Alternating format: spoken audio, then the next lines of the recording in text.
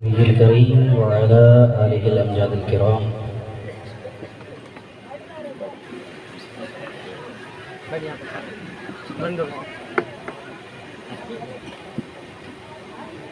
لي خمسة أطفي بها غر الوباء الحاتمة المصطفى والمرتضى وابناهما والفاطمة. امداد کن از بند غم آزاد کن، در دین و دنیا شاد کن یا غوث اعظم دستگیر. غوث اعظم بمن بے سر و ساما مدد، قبلہ دین مدد، کعبہ ایمان مدد. بگرداب بلا افتاد کشتی، ضعیفانو شکستہ رات پشتی. بحق خواجہ عثمان ہارون مدد کن یا معین الدین چشتی. شہباز قطب غوث فقیر است و ہادیم، مسکین معین غفور کریم است دائمم. مخدوم جملہ عالم و بے شک ولی رحیم، مولانا ایست در صفِ مردان خالقم.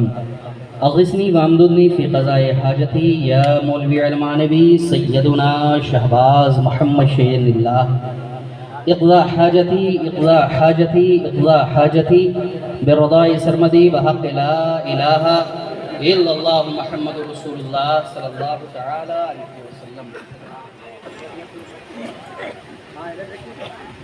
حمدا کثیرا طیبا للہ الملک الواحد القہار، توصیفا تعظیما تکریما بالنعات سیدنا محمد المختار. الحمدللہ الحمدللہ رب العالمین والعاقبۃ للمتقین، والصلاة والسلام علی سید الانبیاء والمرسلین. اما بعد، فاعوذ باللہ من الشیطان الرجیم، بسم اللہ الرحمن الرحیم.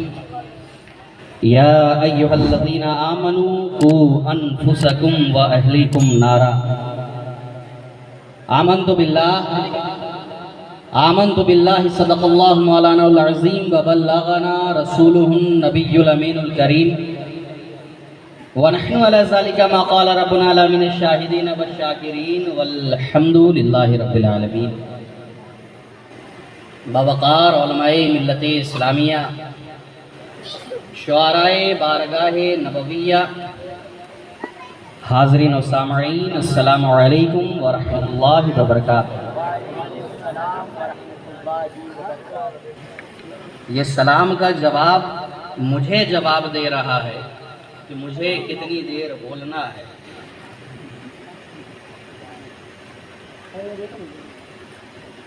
یہ جواب بتا رہا ہے کہ کتنے دیر اپنے لب کو کھولنا ہے.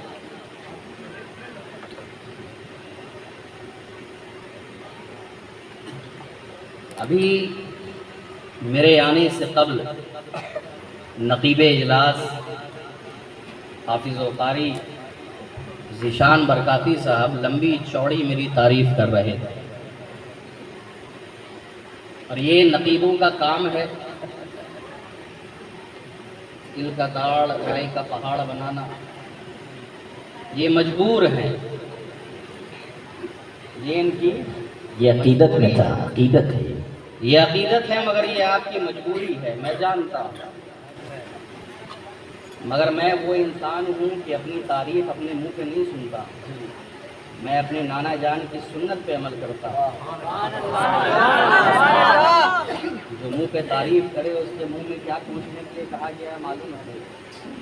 یہ اشارہ ہے کہ اس کے منہ کو بند کرا دیا جائے. حقیقت میں مٹی پوچھنے کا حکم نہیں، اشارہ ہے کہ اس کے منہ کو بند کرا دیا.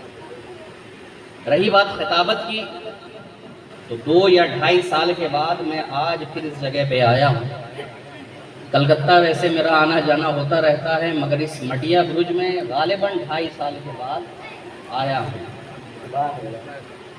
اور ہر سال اس خطیب اعظم ہند کانفرنس میں میں کہتا ہوں کہ میرا خطاب یوں ہی ہے. خصوصی خطاب حضرت سید شاہ محمد احرار عالم شہبازی کا ہونا ہے. میرا خطاب یوں ہی ہے، اور یوں ہی کرتے کرتے کرتے کبھی 40 کبھی 50 کبھی 1 گھنٹہ بول جاتا. مگر ان سال میں پھر کوشش کر رہا ہوں کہ میں 10-20 منٹ میں اپنی بات کو بنا کر نکل جاؤں، اور ہمت بھی نہیں ہے بولنے کی۔ کچھ واقعے ایسے سامنے پیش آ گئے ہیں کہ خطاب کرنے کی ہمت ہی نہیں ہے۔ یہ کچھ لوگوں کی ضد ہے، غلامان شہباز محمد کی ضد ہے، اور تبریز خان صاحب کی ضد ہے کہ نہیں آپ کو کچھ دیر بولنا ہے، جیسے انور صاحب ہیں ان کی ضد ہے کہ کچھ دیر بولنا ہے۔ ایسی ان کی کوئی ضد نہیں ہے، مگر پھر بھی ان کا نام لے لیا کہ مایوس نہ ہو۔ ضد ہے کہ بولنا ہے، میں بولوں کہاں سے؟ نہ کوئی شعر پڑھوں گا، نہ کوئی اور بات کہوں گا، سیدھا اپنے موضوع پہ آ جاؤں گا کہ یا ایھا الذین آمنوا قوا انفسکم واہلکم نارا، اے ایمان والو بچاؤ اپنے آپ کو اور اپنے گھر والوں کو جہنم کی آگ سے۔ نقیب اجلاس صاحب کی خاص توجہ کہ آج ہر انسان بچاؤ کی بات کرتا ہے، اور اس کے لیے آندولن، تحریک، مہم چلانے کے لیے بھی تیار ہے۔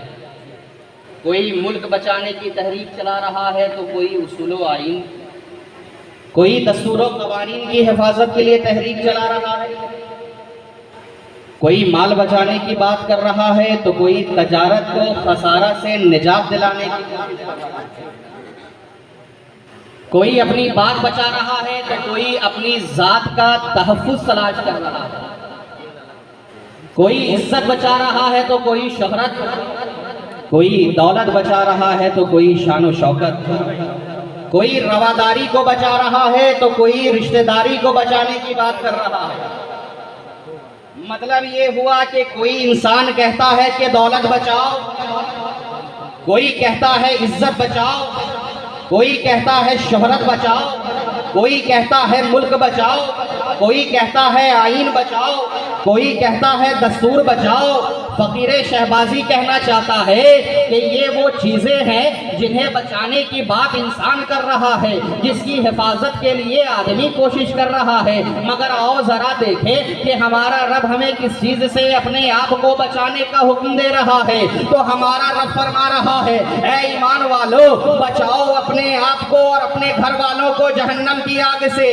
گویا اللہ فرما رہا ہے دولت بچانا کامیابی نہیں، شہرت بچانا کامیابی نہیں، سرداری بچانا کامیابی نہیں، مالداری بچانا کامیابی نہیں، بلکہ اصل کامیابی یہ ہے کہ انسان اپنے آپ کو اور اپنے گھر والوں کو بچائے جہنم کی آگ سے۔ میاں سوال پیدا ہو رہا ہے، یہ سوال بہت پیدا ہوتا ہے، پھر سوال پیدا ہو گیا کہ جہنم سے کیسے بچا جائے؟ تو میاں اس سوال کا جواب بڑا آسان اور نہایت ہی سیدھا ہے۔ معلوم ہے کیا ہے؟ وہ یہ ہے کہ اگر جہنم سے بچنا چاہتے ہو تو چوری سے بچو، جہنم سے بچنا چاہتے ہو تو چوری سے بچو، حرام خوری سے بچو، سینہ زوری سے بچو، چغل خوری سے بچو۔ جہنم سے بچنا چاہتے ہو تو عیاری سے بچو، مکاری سے بچو، منافقت سے بچو، مداہنت سے بچو، قتل و قتال سے بچو، جنگ و جدال سے بچو، لوگوں کی زمین ہڑپنے سے بچو، عیاری سے بچو، مکاری سے بچو، دشنام ترازی سے بچو۔ میاں آج ہر طرف حرام خوری کا دورہ چل رہا ہے، ہر شخص دولت اکٹھا کرنے کی ہوڑ میں لگا ہوا ہے۔ مال ہو بس مال ہو، چاہے حرام ہو کہ حلال ہو، مال ہو بس مال ہو، چاہے کسی کا چھین کر ہو یا مار کر، چاہے لوٹ کر ہو یا کھسوٹ کر، چاہے وائٹ ہو یا بلیک، چاہے جائز ہو یا ناجائز، مال ہو بس مال ہو، چاہے حرام ہو کہ حلال ہو۔ آج ادھر دیکھو جھوٹ کی محفل سجی ہوئی ہے، ہر موڑ پر ہر چوک پر چغل خوری کی چوکڑی لگی ہوئی ہے، ہر مجلس میں غیبت گوئی کی ہما ہمی ہے، ہر گھر میں عیب جوئی کی گہما گہمی ہے۔ آج انسان زنزر زمین کی ہوس میں ساری حدوں کو توڑتا ہوا دکھائی دے رہا ہے۔ آج بھائی اپنے بھائی کی حق تلفی کرنا اپنی ہوشیاری سمجھ رہا ہے۔ میاں آج ہر چائے کی دکان پر چائے کے چسکی کے ساتھ کانا پھسکی چل رہی ہے۔ میاں میرا رب فرما رہا ہے اے ایمان والو بچاؤ اپنے آپ کو اور اپنے گھر والوں کو جہنم کی آگ۔ واہ واہ واہ واہ، بہت اچھا۔ مسلمانوں اگر تم جہنم سے بچنا چاہتے ہو تو اپنی نگاہ کو گناہوں سے بچاؤ، اپنے دل کو گناہوں سے بچاؤ، اپنی زبان کو گناہوں سے بچاؤ، اپنے ہاتھ اور پاؤں کو گناہوں سے بچاؤ، ارے اپنے جسم کے انگ انگ کو گناہوں سے بچاؤ۔ جب یہ چیزیں گناہوں سے پاک ہو جائیں گی، جب یہ چیزیں گناہوں سے بچ جائیں گی تو تم جہنم کی آگ سے بچ جاؤ گے۔ بے شک۔ یا ایھا الذین آمنوا قوا انفسکم واہلکم نارا، اے ایمان والو بچاؤ اپنے آپ کو اور اپنے گھر والوں کو جہنم کی آگ سے۔ میاں گناہ تو کئی ایک ہیں، مگر جن گناہوں میں لوگ اکثر مبتلا نظر آ رہے ہیں ان میں غیبت، چغلی، جھوٹ، شراب نوشی، سودی کاروبار ہے۔ میاں آج لوگوں کا یہ حال ہے کہ جہاں دو آدمی ایک ساتھ جمع ہو جائیں فوراً کسی تیسرے کی غیبت کرنا شروع کر دیتے ہیں۔ کیا وہ نہیں جانتے کہ غیبت کو قرآن کریم میں حرام قرار دیا گیا ہے؟ کیا وہ نہیں جانتے کہ غیبت کرنا ایسا ہی ہے جیسے اپنے مرے ہوئے بھائی کا گوشت کھانا، اپنے مردار بھائی کا گوشت کھانا؟ کیا وہ نہیں جانتے کہ غیبت کرنے کو حضور علیہ السلام نے زنا سے بھی بدتر قرار دیا ہے؟ ارشاد رسول صلی اللہ علیہ وسلم ہے الغیبۃ اشد من الزنا، غیبت کرنا زنا سے زیادہ سخت اور برا ہے۔ اور میاں یہ ایسا گناہ ہے جس کا ظاہر میں بھی کوئی فائدہ نہیں ہوتا، جبکہ آدمی ایسا ہوتا ہے کہ جب آدمی گناہ کرتا ہے تو اسے ظاہری طور پر کچھ نہ کچھ فائدہ ضرور ہوتا ہے۔ مثال کے طور پر جب ایک چور چوری کرتا ہے مانا وہ حرام کرتا ہے، گناہ کا کام کرتا ہے، مگر چوری کیا ہوا مال اسے ظاہری طور پر فائدہ ضرور پہنچاتا ہے، اگرچہ اس کا فائدہ اٹھانا گناہ اور حرام ہے، مگر میاں چور کو فائدہ ضرور ہوتا ہے۔ لیکن جب غیبت کرنے والا کسی کی غیبت کرتا ہے تو اس غیبت سے اس کی ذات کو کوئی فائدہ نہیں ہوتا۔ اس لیے علماء کرام نے غیبت کرنے کو گناہ باللذت کہا ہے۔ اب آئے ذرا دیکھیں کہ غیبت کا مطلب کیا ہوتا ہے۔ اس سلسلے میں علماء کرام نے احادیث کی روشنی میں لکھا ہے کہ غیبت یہ ہے کہ ایک مسلمان اپنے دوسرے مسلمان بھائی کے بارے میں اس کے پیٹھ پیچھے ایسی ایسی بات کہے جس سے اس کو ناگواری ہو، جس سے اس کو دکھ ہو، جس سے اس کو تکلیف ہو، اگرچہ واقعی وہ خرابی اس شخص کے اندر موجود ہو، مگر جب اس کے غائبانے میں یہ بات کہی جائے تو یہ غیبت ہوا کرتی ہے۔ آج لوگ میاں ایک دوسرے کے پیٹھ پیچھے نہ جانے کیا کیا بولتے رہتے ہیں، طرح طرح کے عیبوں کو بیان کرتے رہتے ہیں، کبھی اس کے لباس کے بارے میں، کبھی اس کے انداز کے بارے میں، کبھی اس کے قد و قامت کے بارے میں، کبھی اس کی شکل و صورت کے بارے میں۔ یاد رکھو یہ سب غیبت کے ہی دائرے میں آتے ہیں۔ ہاں اگر کسی فاسق و فاجر کی برائیوں کو اس لیے بیان کیا جائے تاکہ لوگ اس سے پرہیز کرے تو یہ غیبت نہیں ہے۔ واہ واہ واہ۔ آج جس طرح غیبت کرنے میں ہمارے سماج کا ایک بڑا طبقہ مصروف نظر آ رہا ہے، ان کی مجلس غیبت کی صداؤں سے گرما گرم نظر آ رہی ہے، اسی طرح چغل خوری بھی ایک عام برائی کی طرح ہمارے سماج کو کھوکھلا کرتی ہوئی نظر آ رہی ہے۔ مرد چغل خوری کرے، عورت چغل خوری کرے، بڑا چغل خوری کرے، جسے دیکھو وہ چغل خوری کرے۔ ارے چغل خوری کا مطلب ہوتا ہے ایک آدمی کی بات دوسرے تک پہنچانا، وہ بھی اس نیت سے کہ دونوں کے درمیان اختلاف ہو جائے، دونوں کے درمیان جھگڑا ہو جائے، آپس کی قربت ختم ہو جائے اور دونوں میں نفرت پیدا ہو جائے۔ کیا وہ نہیں جانتے کہ چغل خوری کو اللہ رب العزت نے حرام قرار دیا ہے اور چغل خور کے لیے ویل کا عذاب رکھا ہے؟ ارشاد ربانی ہے ویل لکل ہمزہ، یعنی ہر چغل خور کے لیے ویل ہے۔ اور میاں ویل جہنم کی اس وادی کا نام ہے جس کی گرمی سے جہنم خود پناہ مانگتا ہے۔ اور میاں ایک روایت میں ویل کے بارے میں کہا گیا ہے کہ ویل اس وادی جہنم کا نام ہے جس کی گہرائی کا یہ عالم ہے کہ ایک پتھر اگر اوپر سے ڈالا جائے تو 70 سال میں وہ پتھر تہ تک پہنچے۔ اللہ اکبر، اللہ اکبر، اللہ۔ اسے ڈالا جائے گا، چغل خوری کرنے والے کو ڈالا جائے گا۔ اللہ اکبر۔ حدیث پاک میں فرمایا گیا چغل خور جنت میں داخل نہیں ہوگا، اور آقا کریم صلی اللہ علیہ وسلم کا یہ بھی فرمان ہے کہ اللہ کے نزدیک سب سے برا آدمی وہ ہوتا ہے جو چغل خوری کرتا ہے، بھائیوں کے درمیان لڑائیاں اور اختلاف کرواتا ہے۔ آپ صلی اللہ علیہ وسلم کا ارشاد ہے قبر کے عذابوں میں 1/3 عذاب چغل خوری کی وجہ سے دیا جائے گا۔ آج ہمارا سماج، ہمارا محلہ، ہماری سوسائٹی، ہماری آبادی، ہمارا کلچر نہ جانے کیسے کیسے گناہوں کی طرف جانے انجانے میں بڑھتا چلا جا رہا ہے۔ آج لوگ حرام چیزوں کو اپنے اوپر حلال کرتے ہوئے نظر آ رہے ہیں، میاں منہ سے اس کے حرام ہونے کا اقرار تو کرتے ہیں مگر عملی طور پر رات دن اسی میں لگے ہوئے نظر آتے ہیں۔ اللہ اکبر۔ اللہ آج سودی کاروبار نے ہمارے ماحول، ہمارے گرد و پیش اپنا مضبوط پنجہ گاڑ دیا۔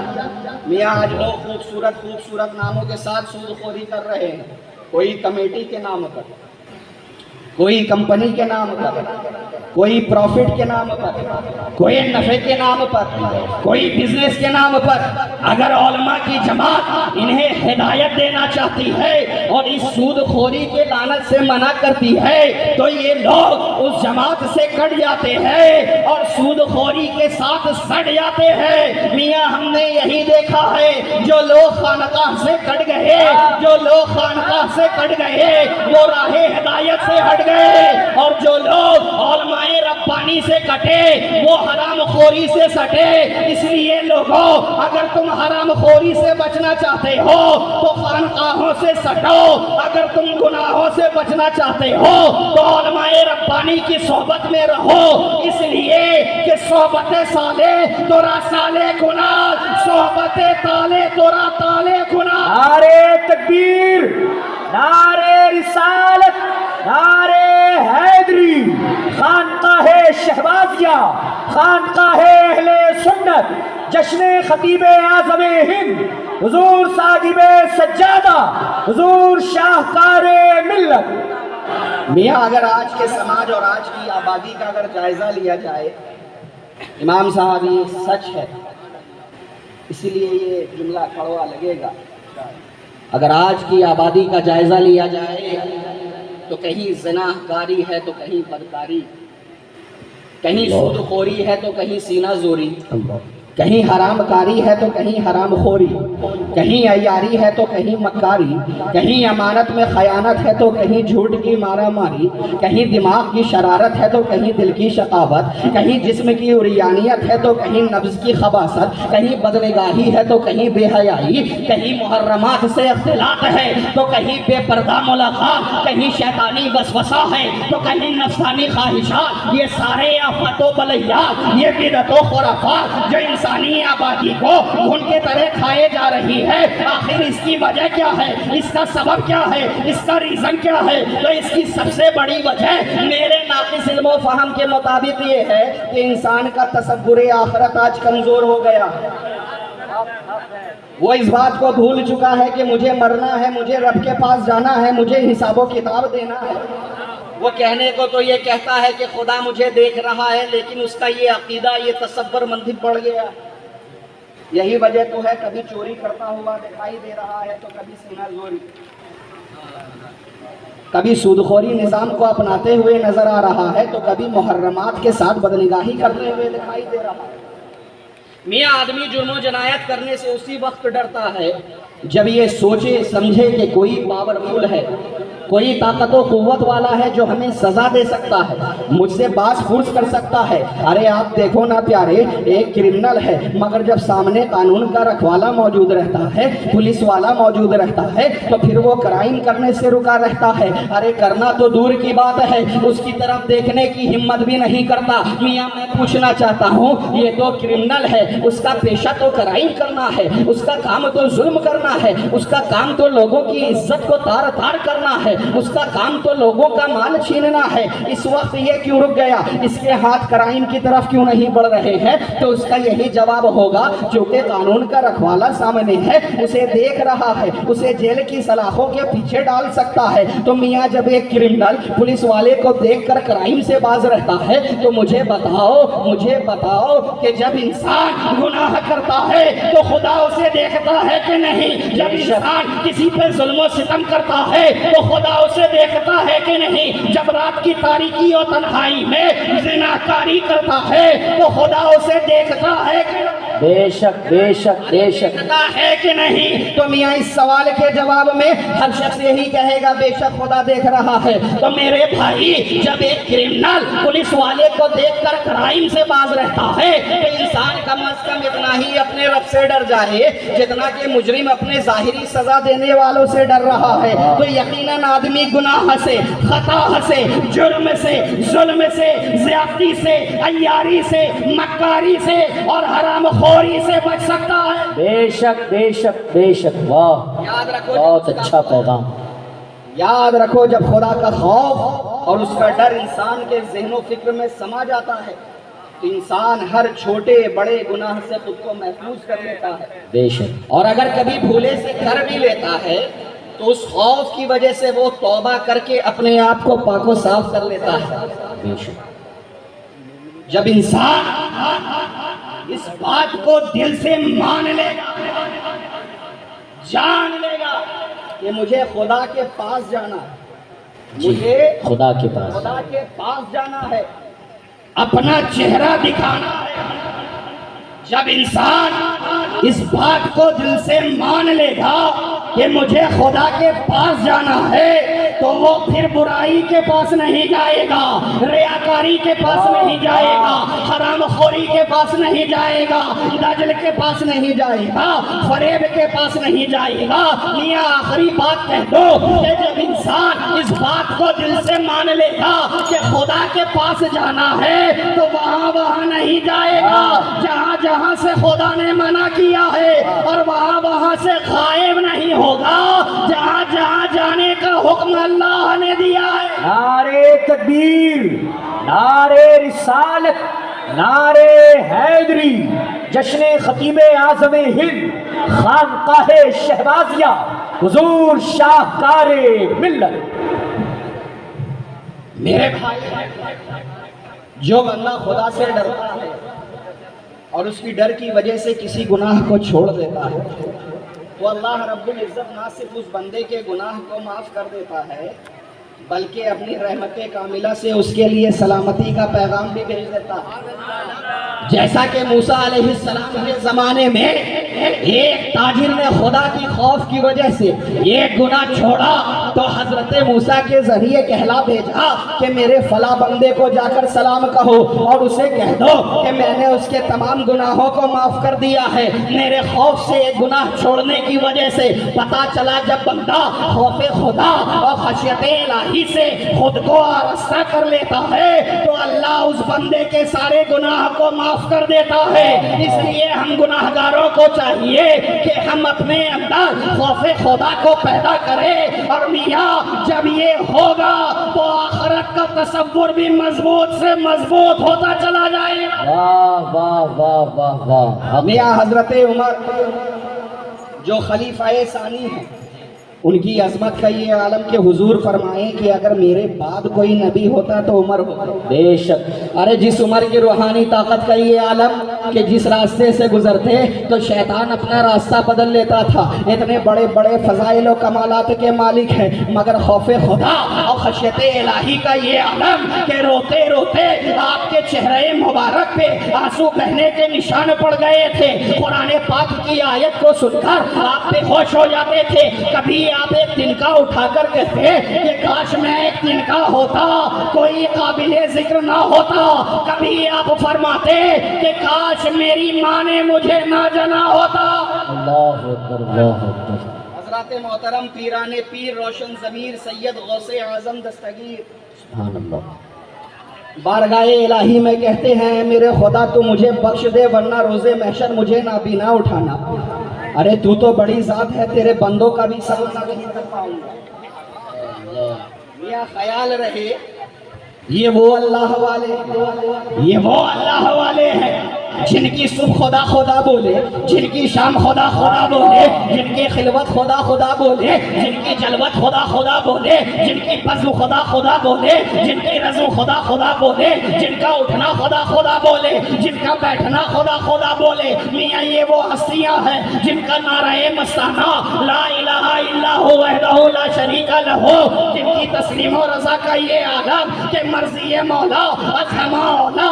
جب اتنے عظمت والے لوگ، اتنی عظیم المرتبت ہستیوں کا خوف خدا سے یہ حال ہے، تو پھر ہم سراپا گنہگاروں کو خدا کا کتنا خوف؟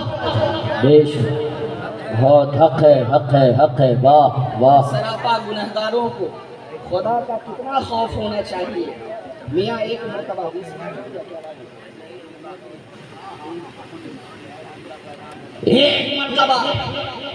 ایک آیت کریمہ فاتقوا النار التی وقودها الناس والحجارہ کی تفسیر و توضیح کسی بزرگ کی مجلس میں بیان کی جا رہی تھی کہ اس آگ سے بچو جس آگ کا ایندھن یعنی جلاون انسان اور پتھر ہے۔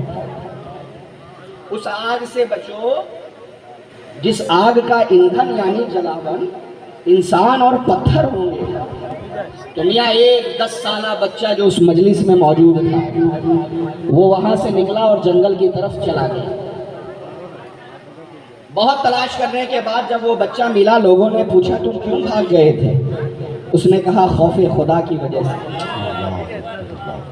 لوگ کہنے لگے ارے بھی تم تو چھوٹے بچہ ہو، تمہیں کس بات کا ڈر ہے؟ ارے اس آگ میں تو بڑے بڑے لوگوں کو ڈالا جائے گا۔ بچہ کہتا ہے میں نے گھر میں دیکھا ہے جب میری امی جان چولہا جلاتی ہیں اور جب چولہے میں بڑی بڑی لکڑیوں کو ڈالتی ہے اور جب آگ بڑی لکڑیوں کو نہیں پکڑتی تو امی جان چھوٹی چھوٹی لکڑیوں کو ڈال کر بڑی بڑی لکڑیوں کو جلاتی ہے۔ تو کہیں ایسا نہ ہو کہ جب جہنم میں بڑے لوگوں کو ڈالا جائے اور انہیں آگ نہ پکڑے تو کہیں ہم چھوٹوں کو ڈال کر آگ نہ لگائی جائے۔ اسی وجہ سے رو رہا ہوں۔ حضرات محترم، یہ ہے خدا کا خوف، یہ ہے اللہ کا ڈر۔ یا ایھا الذین آمنوا قوا انفسکم واہلیکم نارا۔ اے ایمان والو، بچاؤ اپنے آپ کو اور اپنے گھر والوں کو۔ بچاؤ اپنے آپ کو اور اپنے گھر والوں کو۔ کس چیز سے بچاؤ؟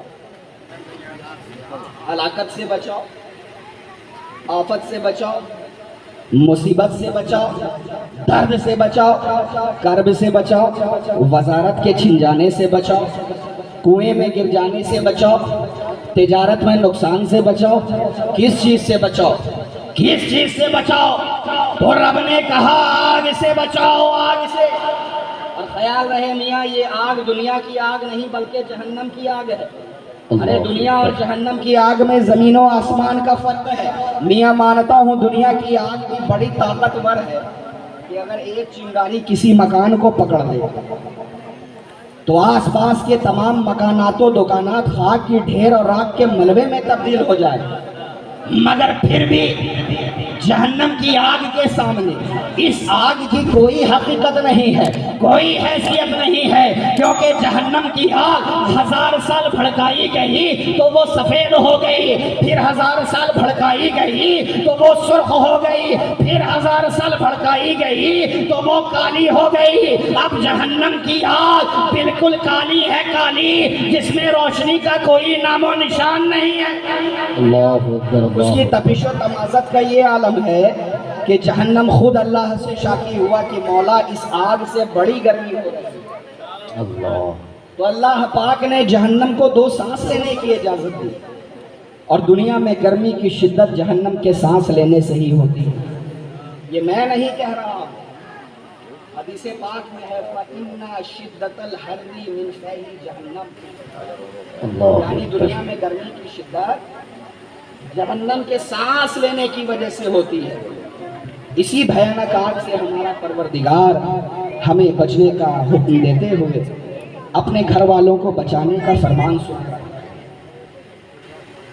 میاں دنیا کی آگ کا عالم یہ ہے کہ 70 مرتبہ نور کے پانی سے جہنم کی آگ کو دھویا گیا، پھر اس دنیا میں بھیجا گیا۔ اللہ 70 مرتبہ نور کے پانی سے جہنم کی آگ کو دھویا گیا، پھر اس دنیا میں بھیجا گیا۔ میرے بھائی، جب 70 مرتبہ نور کے پانی سے دھلی ہوئی آگ کا یہ حال ہے تو سوچو کہ پھر جہنم کی آگ کا کیا حال ہوگا۔ اللہ رب العزت فرما رہا ہے خود کو بھی اور گھر والوں کو بھی بچاؤ۔ اب سوال پیدا ہو رہا ہے کہ ہم اس بھیانک آگ سے کیسے بچیں اور گھر والے کو کیسے بچائیں؟ اس سے بچنے کا کیا طریقہ ہوگا؟ بچنے کا کیا حربہ ہوگا؟ اس سے بچنے کا کیا ہیلا ہوگا؟ اس سے محفوظ رہنے کے لیے کتنی تیاریوں کی ضرورت ہوگی؟ کن کن تدبیروں کا اختیار کر کے ہم اس آگ سے بچ سکتے ہیں؟ تو میاں اس آگ سے بچنے کا سب سے بڑا وظیفہ اور فارمولہ یہ ہے کہ تم اپنے آپ کو اور اپنے گھر والوں کو اللہ کا بنا دو، کیونکہ جب کوئی اللہ کا ہو جاتا ہے تو اللہ بھی اس کا ہو جاتا ہے، اور جس کا اللہ ہو جاتا ہے جنت اس کی ہو جاتی ہے، نعمت اس کی ہو جاتی ہے۔ جو اللہ کا ہو جاتا ہے اسی کے لیے جنت العدن بھی ہے، اسی کے لیے جنت المأویٰ بھی، تسنیم بھی اسی کے لیے، کوثر بھی اسی کے لیے، دودھ و شہد کی نہر بھی اسی کے لیے، دھور بھی اسی کے لیے، غلمان بھی اسی کے لیے۔ مگر اتنی بات ضرور ہے جی کہ اللہ کے بن جاؤ، واہ واہ واہ، اللہ کے ہو جاؤ۔ ارے یہ کہنا تو آسان ہے پر ہونا بہت مشکل، مگر امام صاحب ناممکن تو نہیں ہے،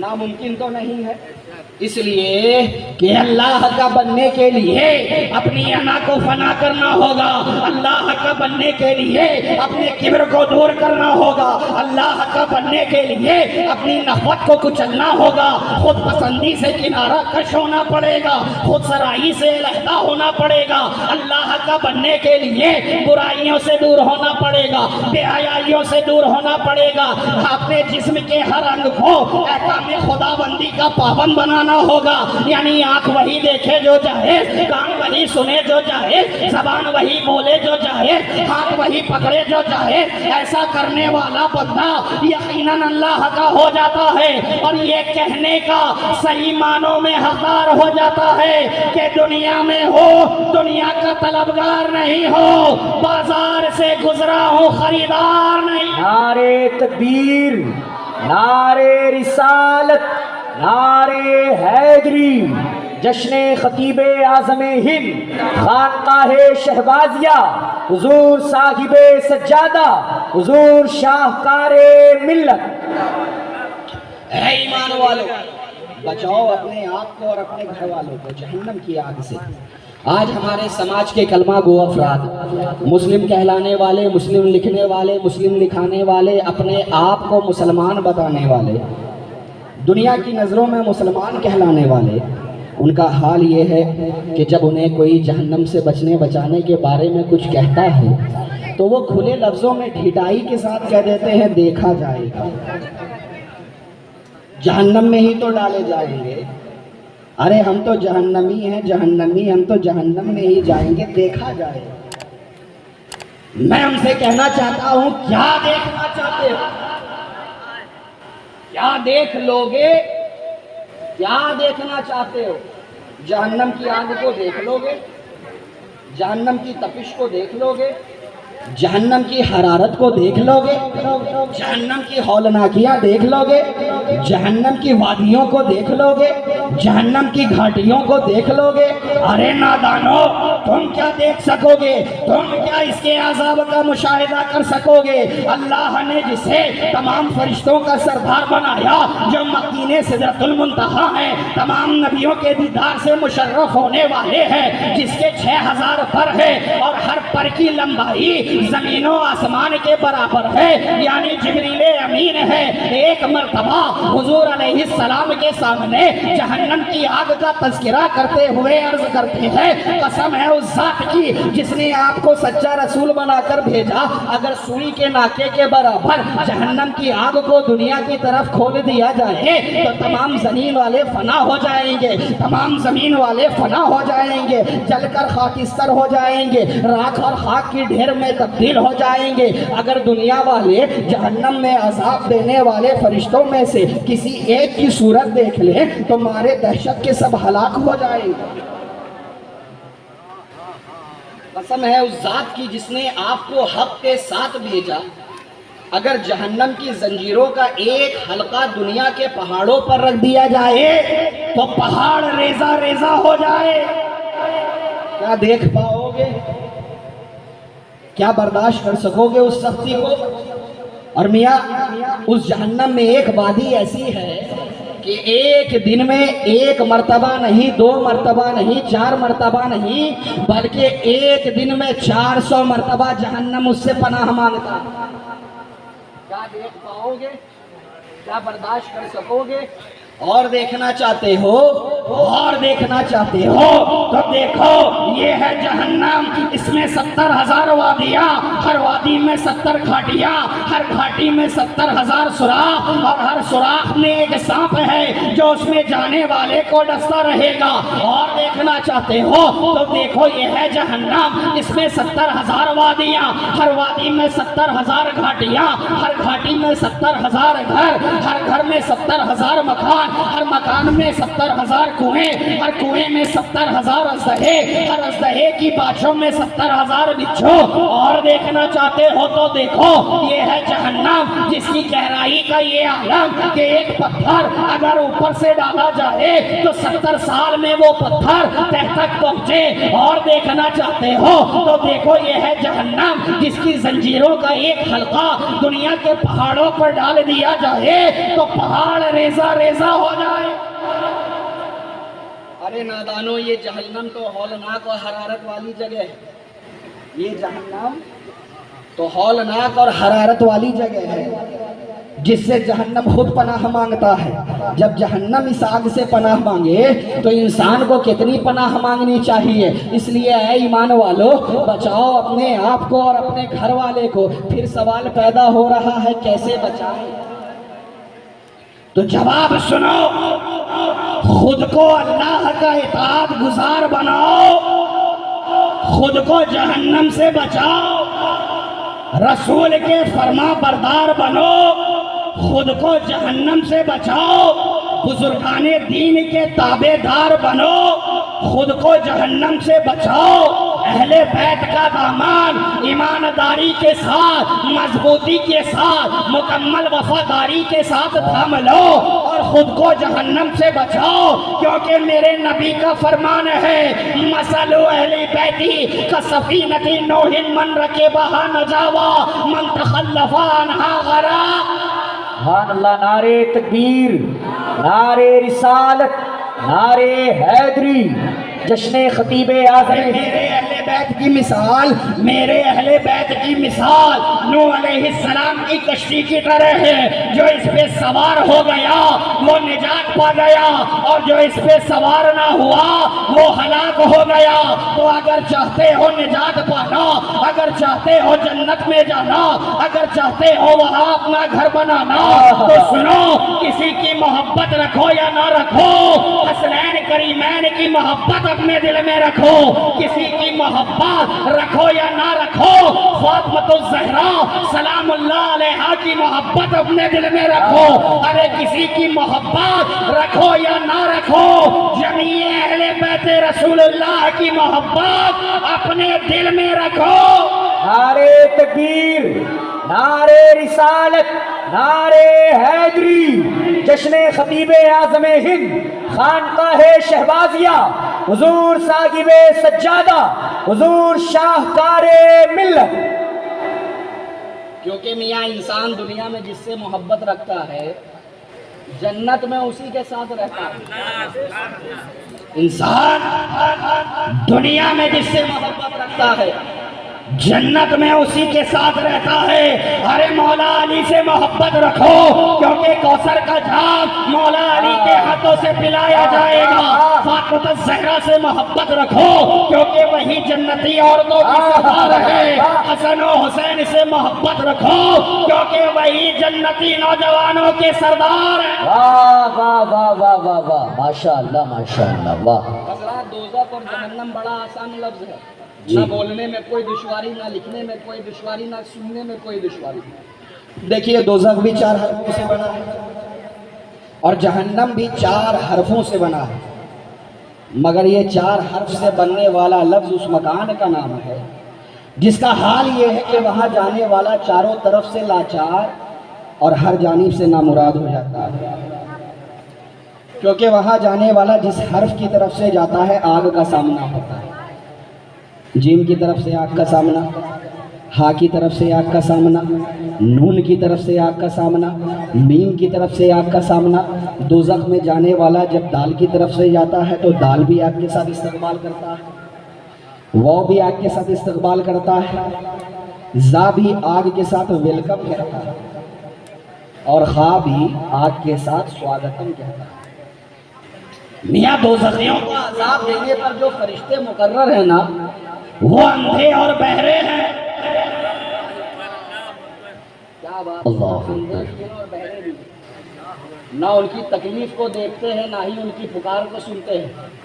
میاں دوزخیوں کو طرح طرح کا عذاب دیا جائے گا، تو اس عذاب کی وجہ سے وہ مریں گے نہیں، بلکہ ایک جلد ختم ہوگی تو دوسری جلد اس جگہ پہ آ جائے گی۔ شاید آپ کو معلوم ہوگا کہ جب جنتی لوگ جنت میں چلے جائیں گے، جہنمی لوگ جہنم میں چلے جائیں گے، تو موت کو مینڈھے کی شکل میں لایا جائے گا، پھر اس موت کو بھی موت آ جائے گی اور اعلان کیا جائے گا کوئی نہیں مرے گا، نہ جنت میں رہنے والا نہ جہنم میں جانے والا، کیونکہ جو موت سب کو مارا کرتی تھی، جس کی وجہ سے سب کو موت آتی تھی، آج اس موت کو ہی مار دیا گیا۔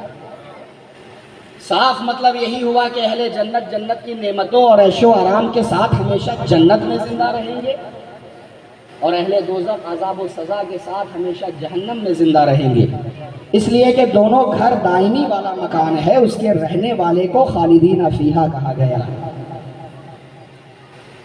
ٹائم ہو گیا بابو،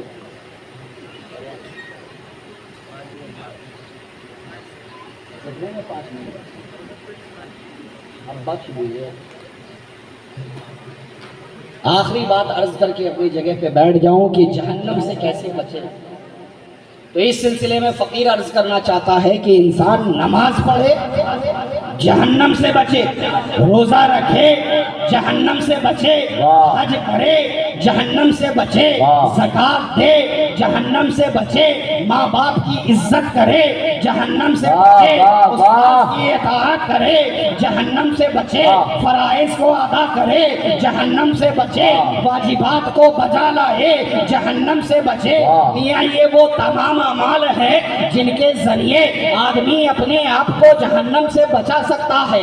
میاں یہ سارے اسباب، یہ تمام ذرائع اسی وقت جہنم سے نجات دہندہ بن سکتے ہیں جب انہیں خلوص و للہیت کے ساتھ کیا جائے، کیونکہ ہمارے اعمال میں تو اکثر ریاکاری اور دکھاوے کا دخل ہوتا ہے، اعمال اکثر اوقات خلوص و للہیت سے خالی ہوتے ہیں، اس لیے ہم اعمال کریں، ہم نیکیاں کریں، مگر جہنم سے بچنے کا ذریعہ خدا کی بخشش کو بنائے۔ واہ واہ واہ واہ، ہمیشہ اس کی بارگاہ میں مغفرت و بخشش کے طلبگار بنے رہے۔